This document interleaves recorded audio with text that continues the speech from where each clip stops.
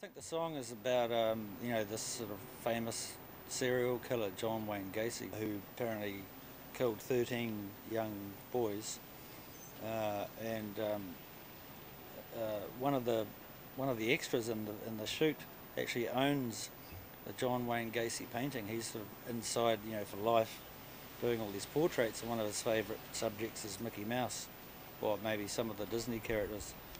And we were fortunate enough to have an original John Wayne Gacy painting in the video on the wall above the fireplace, which is kind of creepy, but I quite like it. At the time I was living in a house that had this huge bedroom in it, which to me looked like perfect for the shoot. So I had to bribe my flatmate to let me use it. And actually later on there was such a mess after the shoot that I had to stick him in a hotel for 2 nights while we cleaned up all this jelly, sort of glittery jelly combination. It was all over the floor and everywhere. It took a couple of days to clean it up. Everything was going quite well until somewhere sort of halfway through the day someone introduced some alcohol to the situation, and because basically the whole table was covered in candy, they'd already they already had a sugar high. When we introduced the alcohol, went kind of crazy. There was one guy, I won't mention his name, who actually started to get a little bit difficult, confrontational, and at one stage I said to him, okay, you guys all move over there, and he said, and you are, so even though it looks like a lot of fun when you watch that thing, it was bloody hard work. Simon Cummings, he ended up being the star of all 3 Superette videos that I made.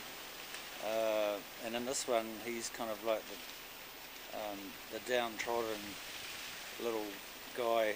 He gets stomped on by the big roller skating chick, and eventually sort of ODs on Jaffas and gets carried out with these partially dissolved Jaffas kind of spewing out of his mouth. And it's starting to rain. We might have to move inside. When I first used to go and see the Skeptics play, just out of the darkness would just come this like industrial kind of sound.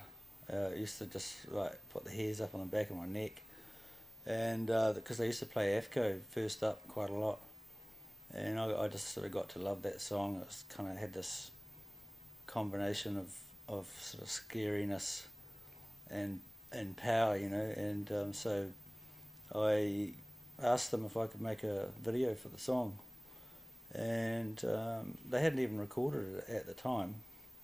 So I took my ghetto blaster down to the glue pot and recorded them live. And because the song was essentially sequenced, the time patterns were pretty much the same as when they recorded it later.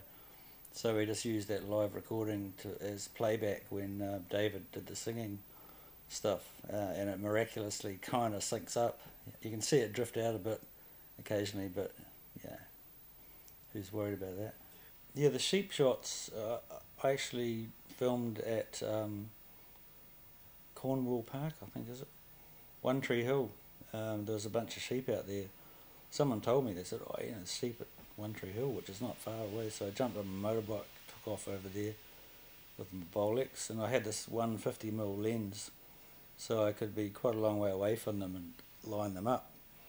But even so, as soon as the Bolex started ticking over, like this, the sheep would be looking around like, what the hell is that, and so, I got this kind of look of fear on their face, I guess, which leads into the freezing works stuff, quite well.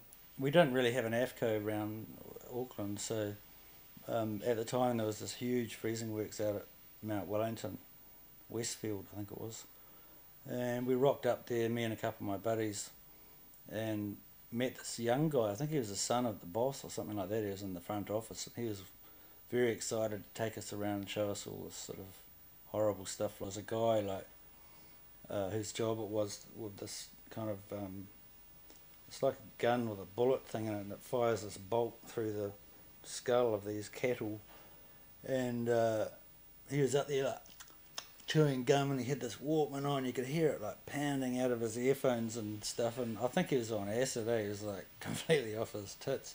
And he says, "Hey, you want to go, mate?" You know, passes us this thing, and we're like, well, "No, thanks." Yeah, it was crazy. There was another guy in there whose job it was to rip the skins off the cattle, and they have this like chain that he hooks around just behind its neck, and it just goes whoosh, and just tears the skin off in one piece. And he only had one arm, and he'd like got his hand caught in the chain, you know, tore his arm off. But he's back there on the job, you know, crazy. Like there's just so much blood on the cattle floor, guys wading around up to their waists in blood, you know. I said, "Oh, can we have a look at the sheep floor?" And so we went there, and it was a lot less visceral. So we decided, yeah, this will be all right. We said, "Look, can we come back, get some lights, and come back and do some filming?" He goes, yeah. You know, I don't think he had the authority to let us in there, but so we took off. Then my mate said, "Look, I'm not going to help you unless you get us pissed." So I had to drive out and get them some champagne, and they drank down 2 bottles of bubbly, and then we went back in and did all this film. We had some lights and cables all over the floor, and it's like blood and water and everything. It's wonder nothing shorted out. But yeah, we did the filming. I don't know how long we were in there for, probably about an hour or something like that. And I started to detect a bit of kind of an alarm amongst some of the people in there. They were all looking around, and this guy came over and said, "Quick, you know, the union guys like sprung you," or something like that. And so we sort of slipped out the side door, chucked everything in the back of our little car and took off, just, you know, got away. So we're pretty lucky. I think it was like the day after the Skeptics had performed at the Glue Pot. David ended up crashing at our place. And I said, "Look, I'd really like to do some, you know, stuff with you, you know, lip syncing to the song." And he goes, yeah, fine. So we had the spare room in the house, and set up a light, and we started to film him. I think I remember we used some like glycerine on his skin and water. I was trying to get it sort of, you know, looking a bit like a boxer or something, you know, sweating kind of thing, fleshy, you know. And as we got into it, I started to think, well, it'd be really cool to actually make him look like, you know, meat.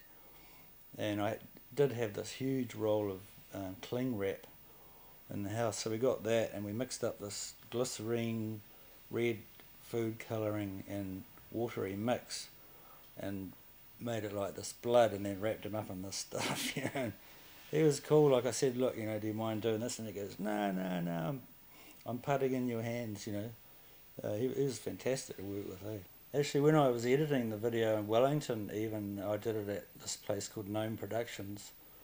They had this huge, big Italian editing bench, which they let me use for about a month. They charged me $5 for the tape I used. Anyway, they would kind of come out to see what I was doing and were horrified, and basically said, you know, "There's no way, you know, you can do that for a music video, you know." And I kind of like thought, "Oh, well, you know, that's what I've got." So where we went, I sent it into Radio of Pictures, and the producer, Gary Ryan, wrote back and said that there's no way that those scenes of animal slaughter, graphic scenes of animal slaughter, you know, we're going to end up on his show. So I then took it back into this place, Images, I think, Post, and got this guy in there to add all this like mosaic over all the slaughter parts of it, and kind of censored it, you know, in the way that they censor criminals, and sent it back. And he wrote back and said, "Oh, look, it's even worse now." So it never really saw the light of day, except for a few public screenings, you know, certain events and things, until I believe it was the very last episode of Radio with Pictures. And I remember I was lying in bed watching TV, talking to a friend of mine in Germany, and I couldn't believe it. On came AFFCO, and I think Karen Hay stuck it on there as a, you know, F you to the establishment or something.